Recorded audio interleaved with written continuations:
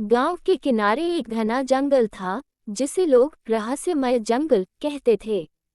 उस गांव में एक गरीब लेकिन बहादुर लड़का रहता था जिसका नाम अर्जुन था। उसकी माँ ने उसे जंगल में न जाने की सलाह दी थी, क्योंकि जंगल के बारे में कई रहस्यमय कहानियां प्रचलित थीं। लेकिन अर्जुन हमेशा ये सोचता था कि जंगल में क्या है जो इतना रहस्यमय है। एक दिन अर्जुन ने तय किया कि वह उस जंगल का रहस्य जानकर ही रहेगा। उसने अपनी माँ से अनुमति मांगी लेकिन माँ ने मना कर दिया। फिर भी अर्जुन अपनी माँ की बात न मानकर एक दिन चुपके से जंगल की ओर निकल पड़ा। वह जंगल में धीरे धीरे चलता गया और वहाँ उसे बहुत सी अनोखी चीजें दिखने लगी, अनोखे पेड़, अजीब जानवर और एक विचित्र शांति। अर्जुन कुछ दूर ही चला था कि उसे एक चमकती हुई चीज दिखाई दी। उसने ध्यान से देखा तो पाया कि यह एक जादुई छड़ी थी।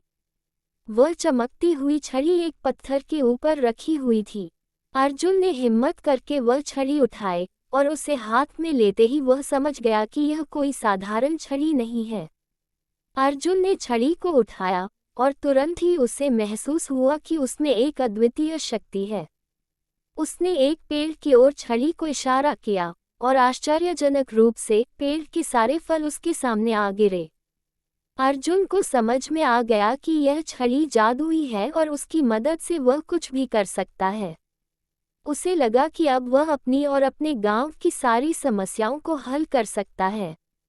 वह छड़ी लेकर वापस गांव आया और अपनी माँ को दिखाया। माँ ने पहले तो उसे डांटा कि वह जंगल क्यों गया, लेकिन जब अर्जुन ने जादुई छड़ी की शक्ति दिखाई तो माँ चकित रह गई। जादुई छड़ी के कारण अर्जुन की जिंदगी बदलने लगी। उसने गांव में सबकी मदद करनी शुरू कर दी। वह छड़ी की मदद से गरीबों के लिए खाना, कपड़े और दवाइयाँ लाने लगा। गांव के लोग उसे सम्मान देने लगे और उसकी माँ को भी गर्व होने लगा। लेकिन धीरे धीरे अर्जुन में एक बदलाव आने लगा। उसे महसूस होने लगा कि अब उसके पास इतनी शक्ति है कि वह कुछ भी कर सकता है। उसने छड़ी का उपयोग अपने निजी स्वार्थ के लिए करना शुरू कर दिया। उसने अपने लिए महल, सोना, चांदी और धन दौलत इकट्ठा करना शुरू कर दिया।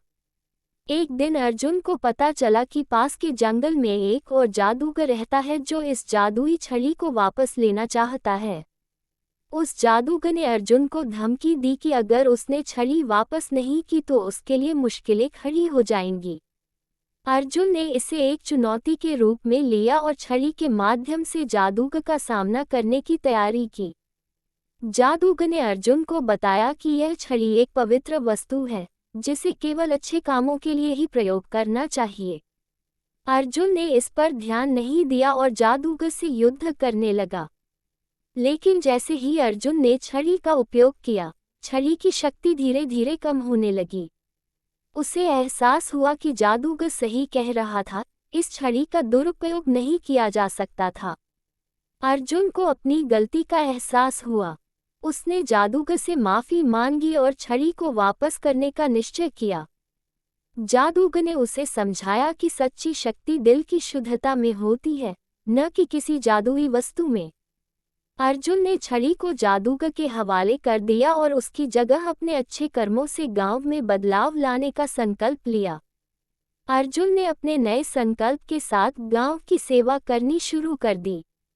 अब वह बिना जादुई छड़ी के ही लोगों की मदद करता और धीरे धीरे उसे सच्ची खुशी और संतोष मिलने लगा।